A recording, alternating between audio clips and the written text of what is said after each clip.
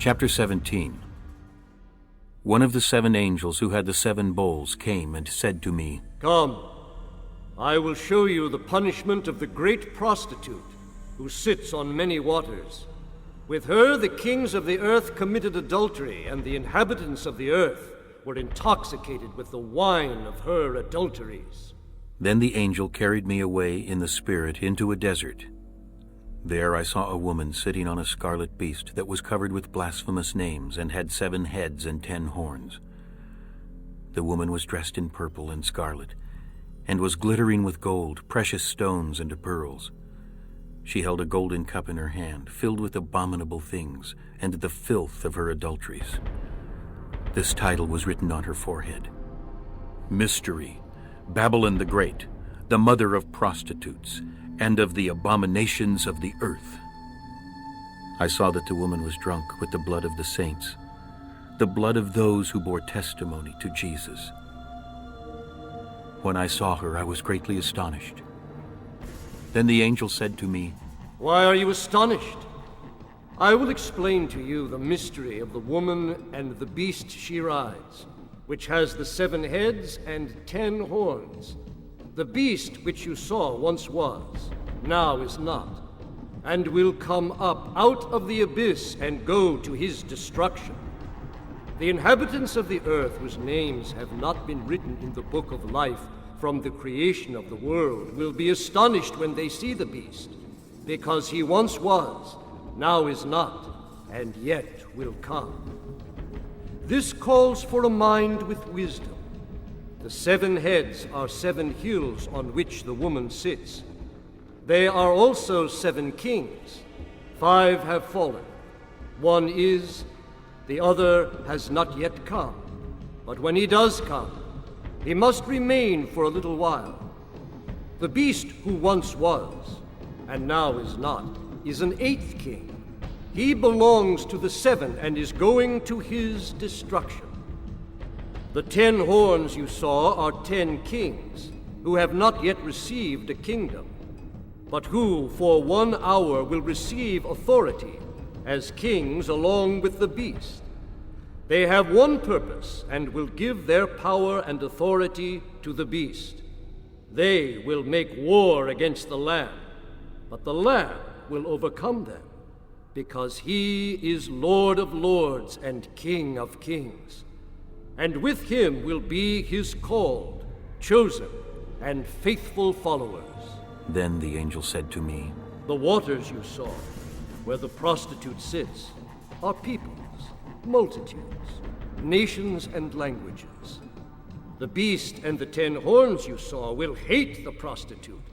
They will bring her to ruin and leave her naked. They will eat her flesh and burn her with fire.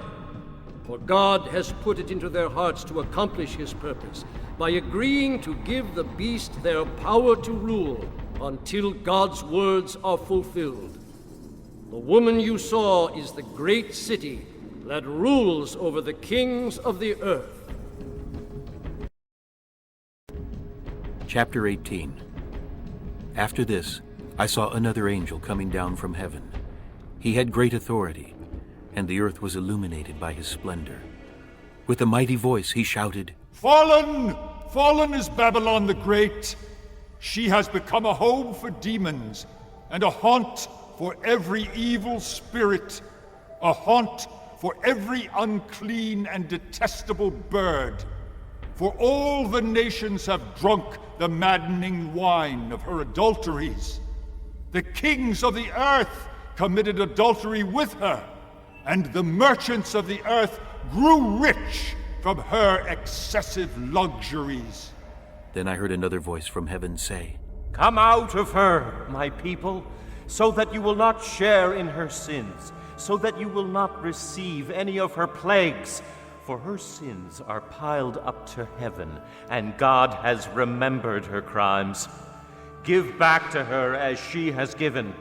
Pay her back double for what she has done.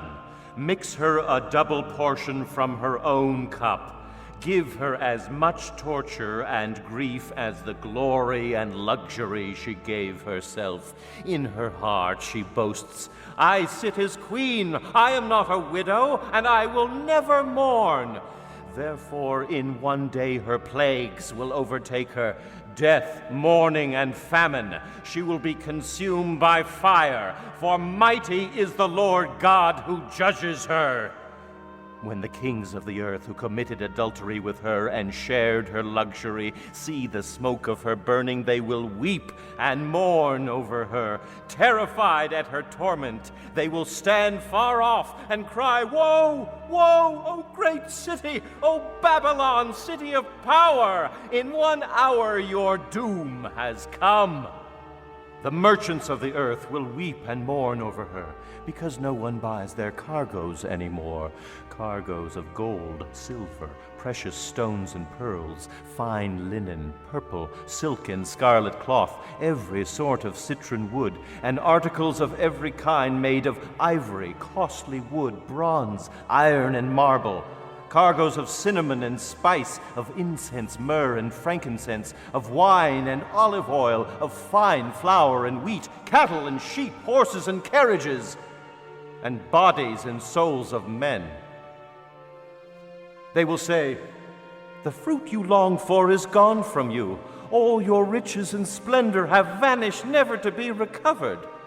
The merchants who sold these things and gained their wealth from her will stand far off, terrified at her torment.